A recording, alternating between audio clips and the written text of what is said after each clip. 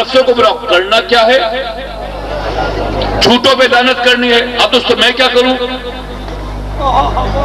قرآن میں آیت موجود، آیت میں لعنت موجود، آیت قیامت تک موجود۔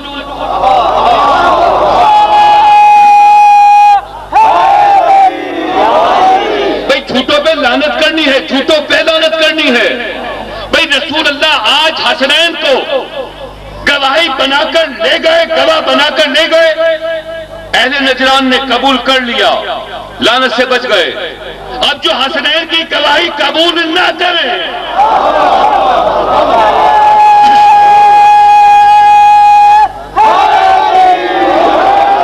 دوستو آج عاشور محرم، ہاں یہ سر ننگے عزاداران کیا ان کے گھر بار نہیں ہیں؟ لیکن انہیں علم ہے کہ آج ہمارے رسول کے گھر میں قضیہ ہوا ہے۔ ہم اپنے رسول کے پرچار کے لیے، رسول کو پرچانے کے لیے، ان کی تعزیت کے لیے ہم گلی بازاروں میں آئے ہیں۔ ہاں آج کا وہ منحوس ترین دن ہے کہ رسالت مآب کے گھر سے ایک ہی دن میں 72 لاشیں نکلے ہیں۔ رسول کے گھر سے 72 جنازے نکلے ہیں۔ 90 برس کا جنازہ رسول کے گھر سے، 70 سال کا جنازہ رسول کے گھر سے، 56 برس کا لاشا رسول کے گھر سے، 32 برس کا جنازہ رسول کے گھر سے، 18 برس کے کڑیل جوان اکبر کا لاشا رسول کے گھر سے، ارے 13 برس کے قاسم کا لاشا رسول کے گھر سے، ارے 7 اور 8 برس کے اون محمد کے لاشیں رسول کے گھر سے۔ ہاں قیامت اس وقت آئی ہے کہ جب 6 ماہ کے علی اصغر کا لاشا، اللہ اکبر، مولا آپ کو سلامت رکھے۔ ہاں جہاں تک میرے مسلمان بھائی میری گفتگو سماعت فرما رہے ہیں، ہر باپ، ہر انسان صاحب اولاد ہوتا ہے، ہر انسان صاحب اولاد ہوتا ہے۔ کس گھر میں 6 ماہ کا بچہ نہیں ہوتا؟ کس گھر میں 6 ماہ کا بچہ نہیں ہوتا؟ حسین اسی لیے تو ایک چھوٹی ناطق کے قرآن کو، ناطق کے قرآن کے سب سے چھوٹی سورہ کوثر کو لے کر اپنے ہاتھوں میں لے کے مقتل میں گئے، دنیا والوں کو بتانے کے لیے کہ کل تاریخ مورخ یہ نہ لکھے کہ مارنے والا مسلمان تھا، نہیں مسلمان نہیں تھا۔ جو 6 ماہ کے بچے کو 3 پھلوں کا تیر مارے وہ مسلمان تو کیا انسان بھی نہیں ہوتا؟ جو 3 پھلوں کا تیر ایک 6 ماہ علی اصغر کو مارے۔ ہاں عزادارو، جب رسول کا بیٹا حسین 6 ماہ بچے کی جیسے 3 پھلوں کا تیر لگا ہے، تڑپتے ہوئے علی اصغر کو اپنے آغوش میں لے کر واپس آئے ہیں۔ جب ماں کے پاس آئے ہیں نا تو اس بچے کی ماں یہ کہتی ہے، حسین حسین کیا میرے بچے کو تیر مارنے والا صاحب اولاد نہیں تھا؟ کیا میرے بچے کو تیر مارنے والا صاحب اولاد نہیں تھا؟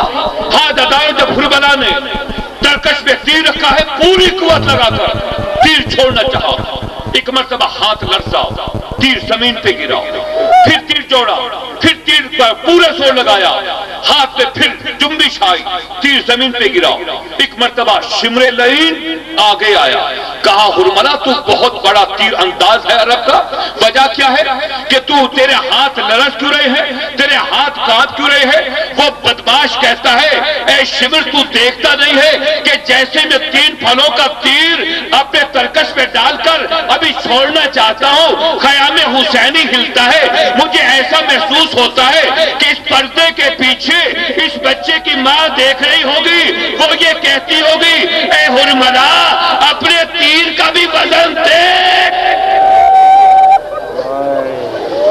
ہرملا تو اپنے تیر کا وزن بھی دیکھ، میرے بچے کا وزن بھی دیکھ۔ ہاں عزادارو، جب کوئی نہ رہا جب کوئی نہ رہا، عباس شہید ہو گیا، علی اکبر شہید ہو گیا، اور محمد شہید ہو گیا، ایک مرتبہ فرزند رسول اپنے خیام میں آیا، بہنوں کو بلایا، آخری سلام کیا، ماں کی کنیز جناب فضہ کو بلایا، کیا کہنا اس گھرانے کی کریمی کو، ماں کی کنیز کو ماں کہہ کر سلام کیا، ماں کی کنیز کو ماں کہہ کر سلام کیا، مخدرات عصمت سے ودا ہو کر ہاں عزیزانو حسین چلا، حسین چلا۔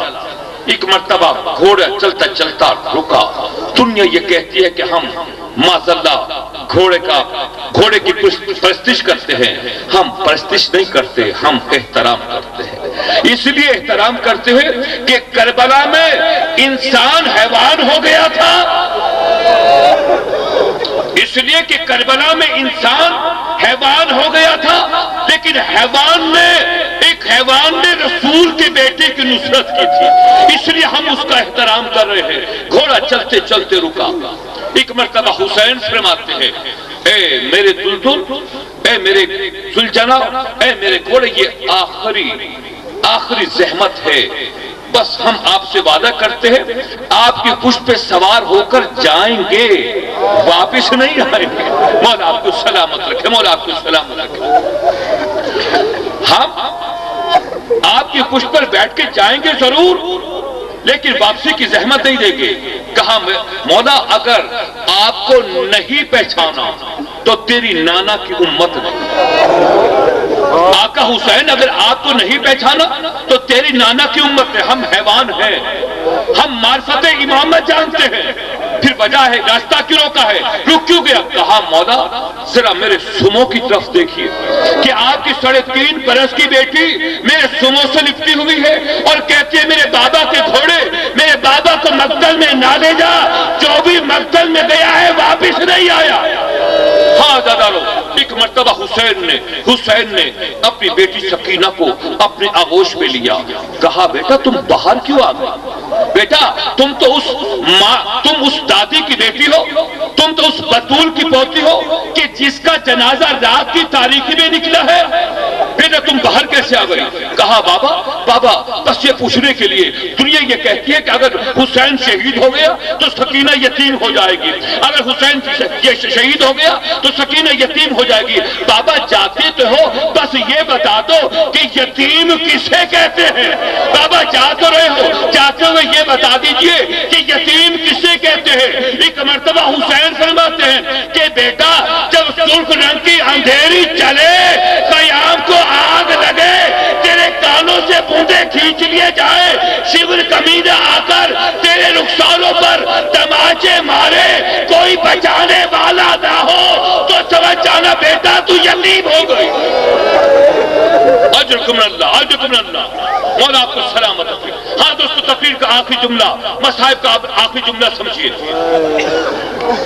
یزید ملعون تخت پہ بیٹھا ہے، شمر سے پوچھتا ہے، شمر یہ بتا کہ تو نے رسول کے نواسے کو 13 ضربے مار کر، نہ جانے یہ آج تو کچھ پڑھنے کی ضرورت نہیں ہے کہ تو نے نواسے رسول کو 13 ضربے چلا کر نہیں، آپ بہتر سمجھتے ہیں کہ ابھی 1 ماہ پہلے آپ نے قربانی کی ہے، ہر گھر میں قربانی ہے، جہاں گوشت ہوتا ہے اس پہ چھری چلائی جاتی ہے، ہڈی کاٹنے کے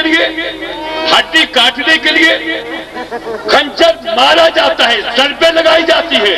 پوچھا شمر سچ بتا، کیا تیرا خنجر کھنڈا تھا کہ رسول کے بیٹے کو ذبح کرنے کے لیے تجھے 13 ضربے مارنی پڑی؟ وہ کہتا ہے نہیں، میں نے پوری رات بیٹھ کر اپنے اس خنجر کو تیز کیا تھا۔ پھر شمر یہ بتا تو نے 13 خنجر کی ضربے کیوں ماری؟ کہا اس لیے کہ جب بھی میں حسین کے گلو مبارک پر، حسین کی گردن پہ جب میں خنجر چلانا چاہتا تھا، مجھے ایسا محسوس ہوتا تھا کہ میرے خنجر کے نیچے حسین نہیں ہے، رسول ہے۔ مجھے ایسا محسوس ہوتا تھا کہ میرے خنجر کے نیچے حسین نہیں ہے، رسول ہے۔ کبھی محسوس ہوتا تھا علی ہے، کبھی محسوس ہوتا تھا کہ جناب حسن علیہ السلام ہے۔ کہا ایک مرتبہ جب میں خنجر چلانے لگا